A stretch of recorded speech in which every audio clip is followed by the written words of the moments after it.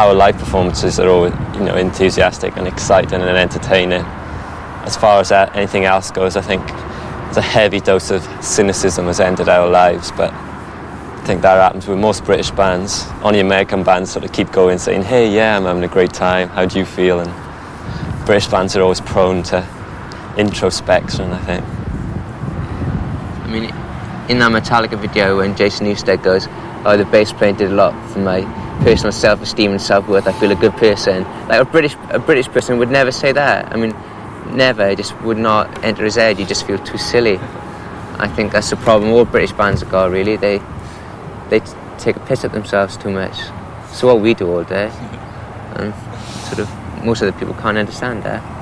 The one thing about this is that when we said so many things at the start, we still think we've got so much to fulfill, you know, musically, artistically and commercially, I suppose. Lyrically.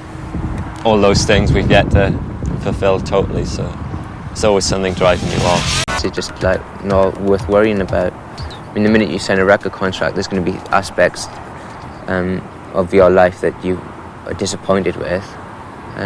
But we've done interviews with Nobby the Sheep, you know. You can't retain much integrity when you do things like that, but you just think, well, you know, there's no point being snobbish about these things. You know, with the record company, we decided that we wanted to do the album, where we wanted to do it, what the single should be, and I think that's all that matters, really. I think if it's worrying if a band gets dictated to a record company about who they use, what they sound like, you know, what clothes they got to wear. That's when your integrity is really shattered. Everything else, you know, I'm not really worried about.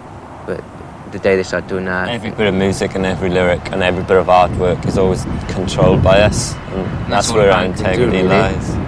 Nothing else matters. I think it's an egotistical thing to say, you know, I've gained a lot of experience and worth just from being in a band.